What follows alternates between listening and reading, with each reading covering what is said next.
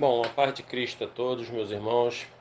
Nós vamos ler um texto aqui que está em Esther, no capítulo 1, versículo 8 e 9, e depois nós vamos lendo mais uns versículos para frente, que diz assim: Bebiam sem constrangimento como estava prescrito, pois o rei havia ordenado a todos os oficiais de sua casa que fizessem segundo a vontade de cada um. Preste bem atenção aqui, que fizessem segundo a vontade de cada um. E também a rainha Vaste deu um banquete às mulheres na casa real. Ó, aqui, embora a gente esteja lendo o livro de Esther, nós não vamos falar de Esther, não. Nós vamos falar um pouquinho da Vaste, da desobediência dela, do chamado do rei. Nós vamos falar um pouquinho também do machismo e o feminismo, porque tem gente que diz que o machismo é bíblico, porque Deus é machista, e nós vamos desmistificar um pouco sobre isso aqui. Para começar, eu deixei uma ênfase aqui, ó, que fizessem segundo a vontade de cada um, né, que está no versículo 8, é o final, a parte B dele. Fizesse a vontade de cada um. Deus colocou Adão e Eva num determinado lugar e falou assim: de todas essas árvores aqui vocês podem comer, se alimentar, menos aquela ali. Ou seja, eles tinham a escolha, assim como nós temos a escolha do bem e do mal. Mas eles escolheram realmente tocar naquela que o Senhor falou para que não tocasse, né? Porque Satanás veio, o Senhor falou assim para eles: certamente morrerás se comeres daquela árvore. Aí Satanás veio, aplicou somente uma palavrinha bem pequena: certamente não morrerás se comeres dessa árvore. Satanás, para tu ver, ele pregou a palavra, falou a mesma coisa que Deus. Já começa o problema aí, ó, porque Satanás também prega a palavra de Deus. Tanto que ele pregou para Adão e Eva e funcionou. Ele só adicionou não morrerás. E realmente eles comeram. E o que aconteceu? Não morreram imediatamente. Já apareceu o quê? Que Deus era um mentiroso. Mas na verdade, mentiroso nós sabemos quem é. E onde eu quero meter aqui? No livre-arbítrio que eles tiveram e ainda assim escolheram a desobediência. Assim como também Vasti fez a mesma coisa. E onde fica mais elencado ainda o livre-arbítrio para nós? Ó. Deuteronômio 30:19 diz assim: ó, eis que hoje damos céus e terras como testemunha sobre ti. E te proponho bênção e maldição, vida e morte. Escolhe, pois, a vida para que viva tu e a tua descendência. Então, já em Deuteronômio 39, ele já estava fazendo alusão para você escolher a vida. O Senhor estava te dando um conselho. Ó, tá aí, a bênção e a maldição, a vida e a morte. Você escolhe, mas eu vou te dar um conselho. Escolhe, pois, a vida, para que viva tu e a tua descendência. Que vida é essa que ele está falando? Em João 14,6, Jesus Cristo se apresenta como: eu sou o caminho, eu sou a verdade e a vida. Vida é essa que Deuteronômio 19 está falando. Então, ele já apresentou os caminhos e te deu um conselho. Agora você segue se você quiser. Então aqui já deixa claro que o livre-arbítrio nós temos. Entendeu? Você pode escolher, mas é necessário também lembrar que você tem que escolher o Deus a qual você vai morar em vida. Quer morar com Jesus Cristo? Tem que obedecê-lo. Tem que fazer o que ele mandou. Entendeu? Porque todo aquele que me ama guarda os meus mandamentos. São palavras do próprio Jesus. Aí se contesta o que Jesus fala? Claro que não. Então nós precisamos compreender. Agora você levou uma vida dissoluta, desenfreada, fazendo tudo que é errado, e no fim da vida você acha que vai morar com Jesus? Não. Tem um Deus para isso aí. E não é o Deus do céu. Não é o Deus da Bíblia. E é com ele que você vai morar se você fizer a escolha para o outro lado. Então cada um é livre de fazer o que quer. Ah, mas eu não quero fazer. Não faça. Não é obrigado. Não é forçado. Tanto que aqui, ó, o próprio rei, ele falou que faça segundo a vontade de cada um. Ou seja, tu quer ir? Vai. Quer ficar? Fica. Que seja feita a tua vontade. Deus, ele é tão poderoso e ele ainda deixou essa escolha por nossas mãos. Entendeu? O correto aqui deveria ser até entenderam, né? Mas vamos lá. Dando seguimento aqui, nós vamos ler mais um pouquinho no versículo. Bom, vamos falar aqui do versículo 9, antes de eu ler mais um pouco. Também Rainha Vaz fez um banquete para as mulheres na casa real do rei Assuero.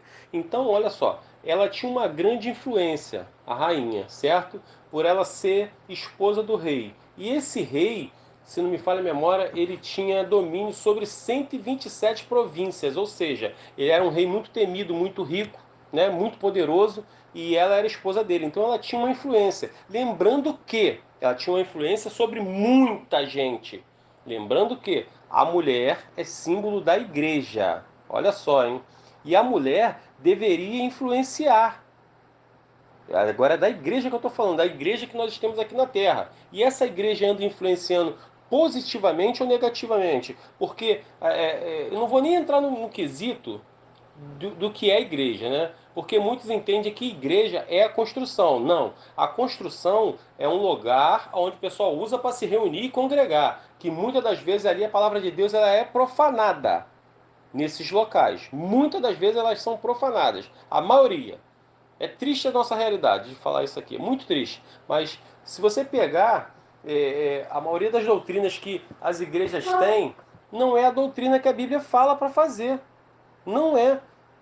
Mas quando você vai questionar, mas não é assim não, porque os tempos são outros. Mas se Deus não mudou, por que o tempo agora é outro? Então, vou falar mais uma vez. A Esther era uma mulher, e mulher é símbolo da igreja. Era uma mulher influenciadora. E qual foi o testemunho que ela deu aqui? O testemunho que Esther deu foi um testemunho de desobedecer o rei. E justamente as igrejas hoje, por exemplo, Jesus Cristo falou que o jejum tinha que ser em secreto. Hoje o pessoal faz um jejum de púlpito. Não é assim?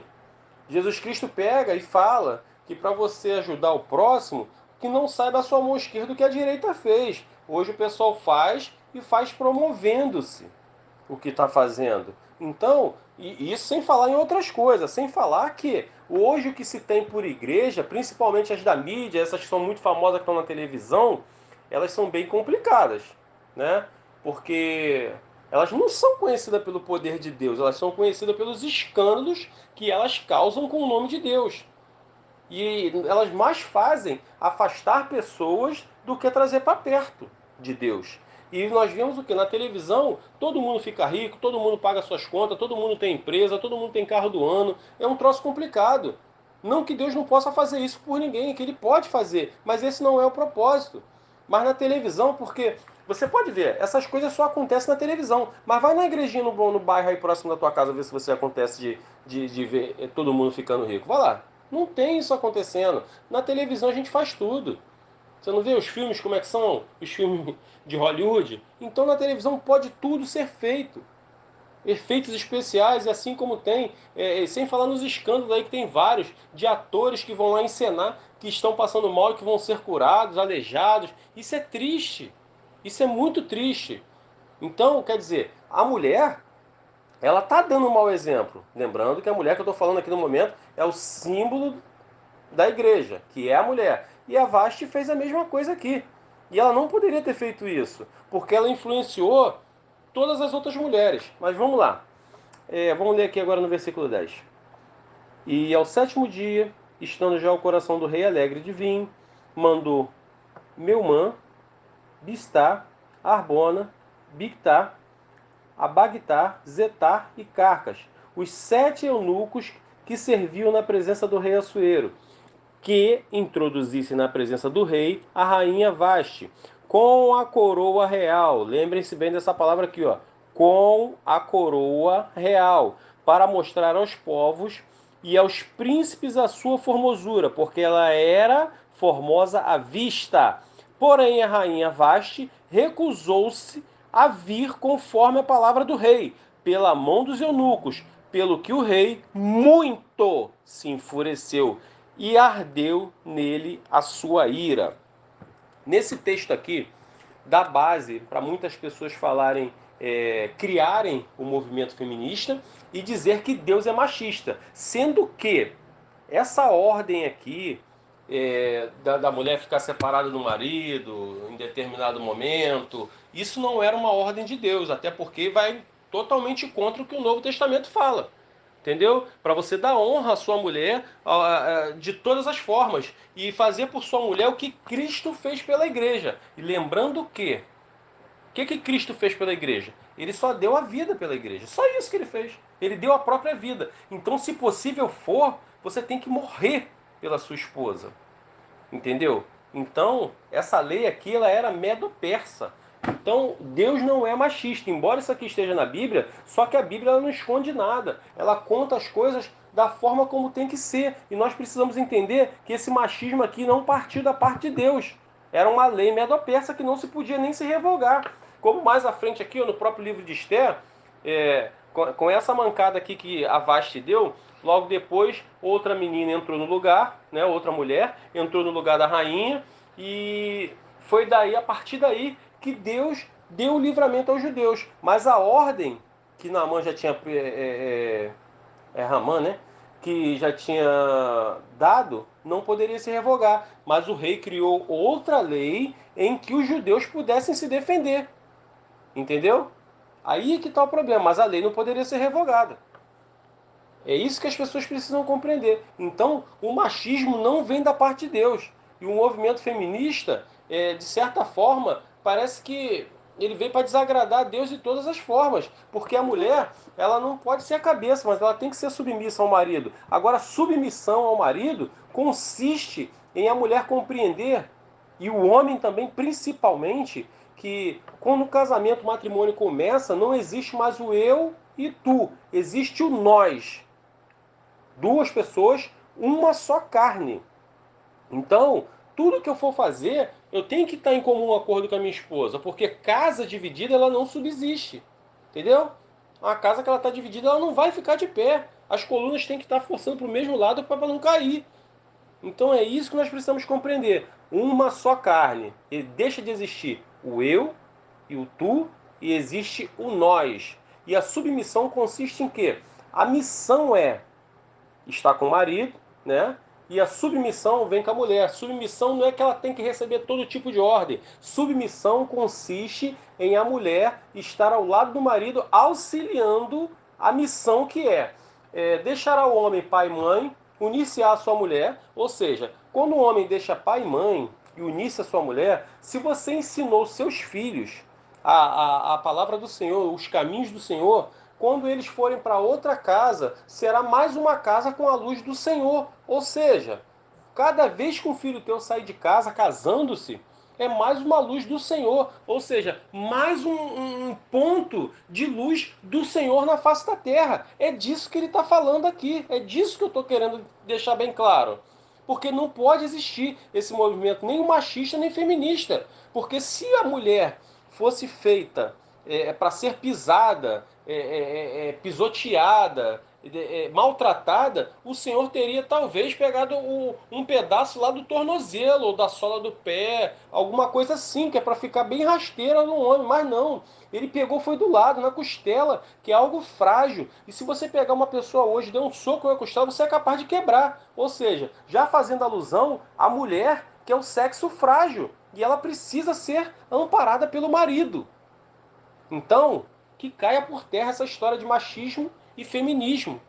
Porque a mulher, como Deus pegou justamente da costela, e cientificamente provado que o homem tem uma costela menos do que a mulher, deve ser para mostrar mesmo, né, que o Senhor já deixou isso, que é para o homem entender, o homem de hoje, né, as pessoas de hoje entender da onde que veio, mas, poxa, a costela está do lado. Então a mulher ela tem que andar do lado do marido, lado a lado, entendeu? Porque ele sai para trabalhar, buscar o sustento, quando volta, ele encontrar um lar para ele recarregar suas energias, para de novo voltar na rua e buscar o alimento. Para que seja os filhos dessa família cresçam criados na luz do Senhor, para que futuramente seja mais um novo lar a pregar. É isso que a gente tem que compreender. Entendeu? Mas vamos lá, vamos seguindo. Ó. E aqui, vamos falar da ira agora. Ó. Nós vamos falar da ira. Da desobediência, aliás. Vamos falar da desobediência da rainha. Em Colossenses 3,6 diz assim, ó, pelas quais coisas vem a ira de Deus sobre os filhos da desobediência. Olha aqui, ó. Assim como Deus se ira com a desobediência, lembrando que aqui, ó, parece, se você prestar atenção, esse rei pode ser o próprio Deus que chamou a mulher e a mulher se recusou a vir à presença dele, certo? Lembrando que o Senhor já deu uma ordem para muitas mulheres, que no caso são as igrejas que estão fazendo errado na face da terra. dando mau testemunho, ensinando as pessoas a desobedecerem, como por exemplo, tem igrejas aí, ó, o próprio Jesus fala para o jejum sem secreto. Aí as igrejas convocam o jejum de púlpito. Você tem que ir lá entregar o jejum lá, todo mundo sabendo. Aí o cara vai para a rua, quer um pedacinho do pão? Não, não posso comer porque eu estou em jejum. Já se foi, já quebrou. Porque o próprio Jesus, se acontece que Jesus falou, porque o próprio Jesus falou que o jejum é em secreto. Entendeu? Entre outras coisas. Não saiba a sua mão esquerda o que fez a direita. Então, quer dizer, se você fez um bem ali ou lá, ninguém tem que saber, você tem que deixar isso quieto. Porque quando você fica se auto-intitulando que você faz tudo isso, o que acontece? Você vai receber a glória dos homens. Falar, o cara é legal, lá, olha, pô, ele deu tudo aquilo ali e tal. Então, agora que vai ter o reconhecimento vai vir da parte do homem, não da parte de Deus. Então, por isso que Deus manda você fazer em secreto. Entendeu? Isso é entre outras ordens que as igrejas aí, né? Lembrando que igreja, mais uma vez, igreja já fugiu do propósito do que era, né? Já fugiu há muito tempo lá, desde o evangelho do primeiro século, já fugiu totalmente do propósito. Porque hoje as pessoas entendem que igreja é a construção. E igreja não é a construção, gente. Mas nós precisamos do lugar para se reunir. Porque, por exemplo, a minha casa não tem estrutura para receber ninguém assim. Poucas pessoas até têm, mas não tem estrutura para receber 100, 200, 300, não tem. Então, precisa do lugar. Mas o que que se criou-se? Uma indústria, uma empresa, né, com CNPJ e tudo, para arrancar dinheiro do povo. O pessoal viu ali, porque hoje nós vemos pastores mais ricos aí, como na televisão, fazendo cada absurdo aí, que deixa até estranho. Meu Deus do céu. Mas vamos voltar para o assunto aqui. O intuito aqui não é falar mal, é desmistificar um montão de coisa. Bom, vamos lá. Voltando para a desobediência, ó.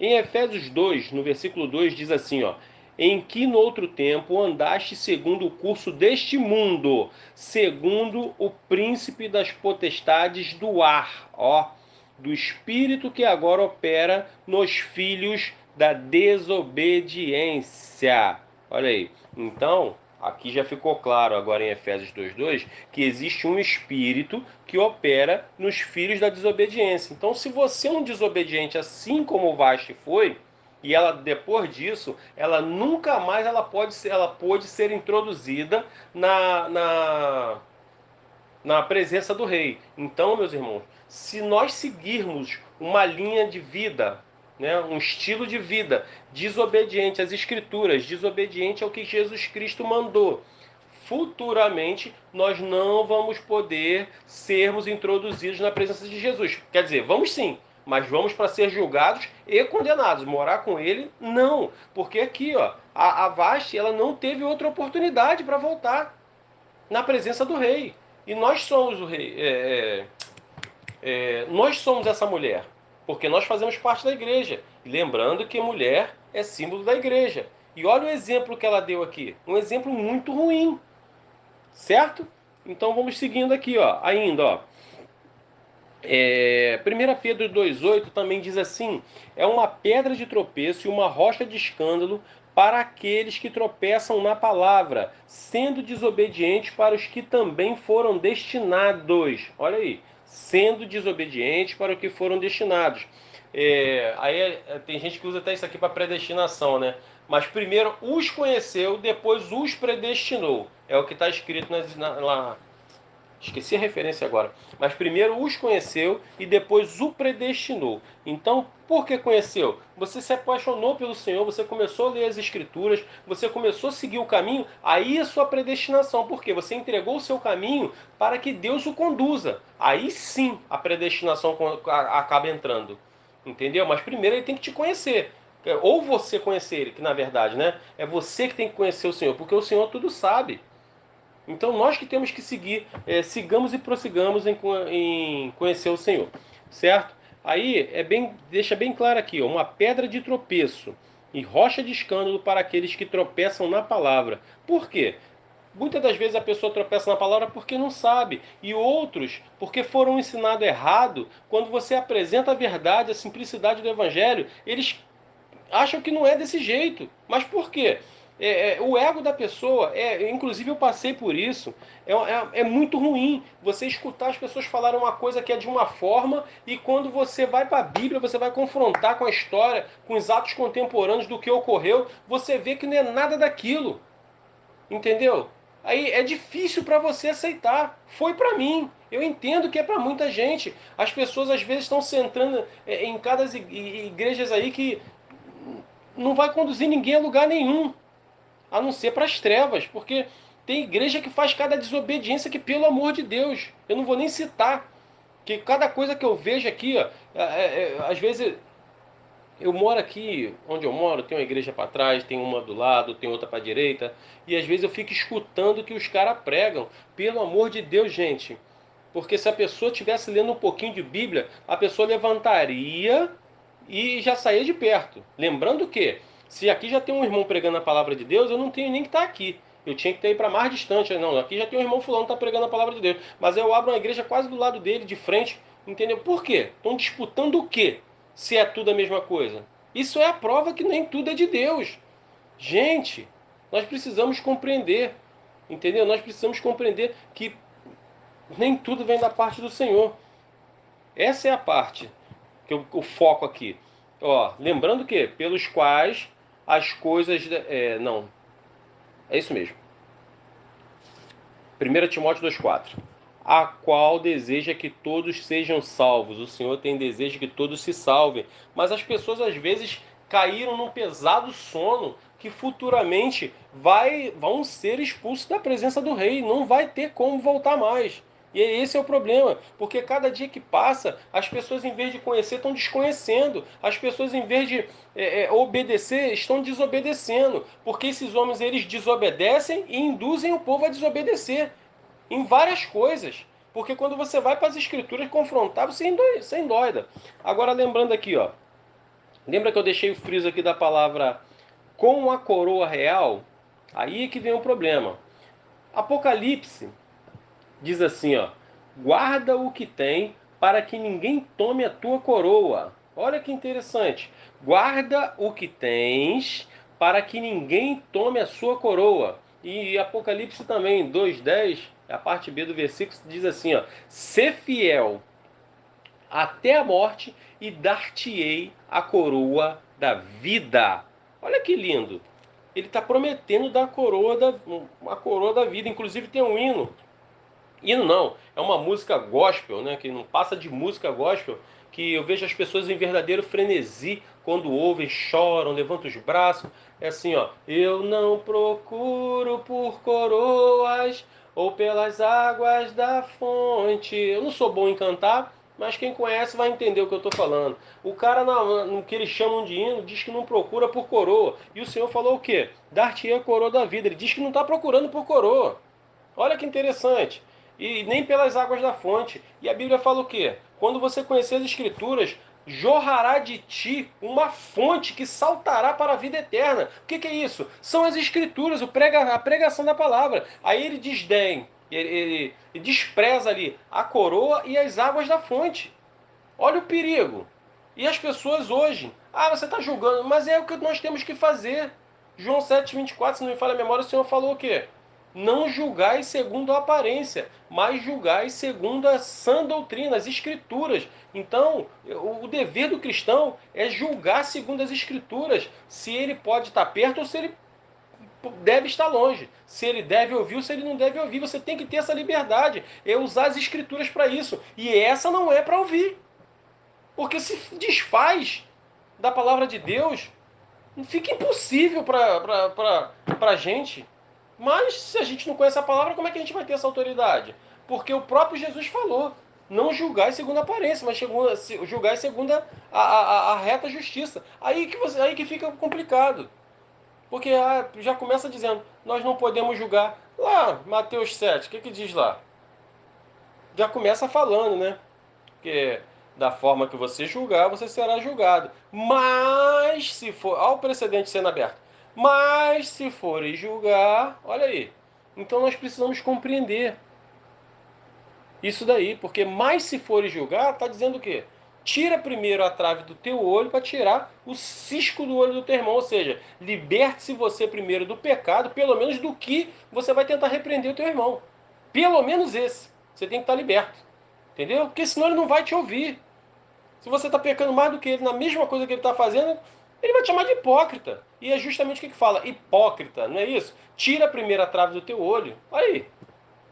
Então nós precisamos compreender um pouco mais, precisamos examinar um pouco mais e entender do que o Senhor quer para nós verdadeiramente. E o que, que o Senhor quer para nós? Salvação. Ele lançou o Filho dele naquela cruz, não foi à toa. Foi justamente para dar o direito a gente, porque Jesus não morreu na cruz para salvar todo mundo, ele morreu para salvar todo aquele que crê. E quando eu creio? Quando eu entrego a minha vida para ele, quando eu passo o meu entendimento para ele, quando eu deixo de viver o meu entendimento para viver o dele. Isso que é mudar a trajetória, conversão, santificação, prática das escrituras. É isso que nós precisamos compreender. Tá bom, meus irmãos? Acho que já dá para a gente ficar por aqui. Que o Senhor nos abençoe por essa palavra em nome de Jesus.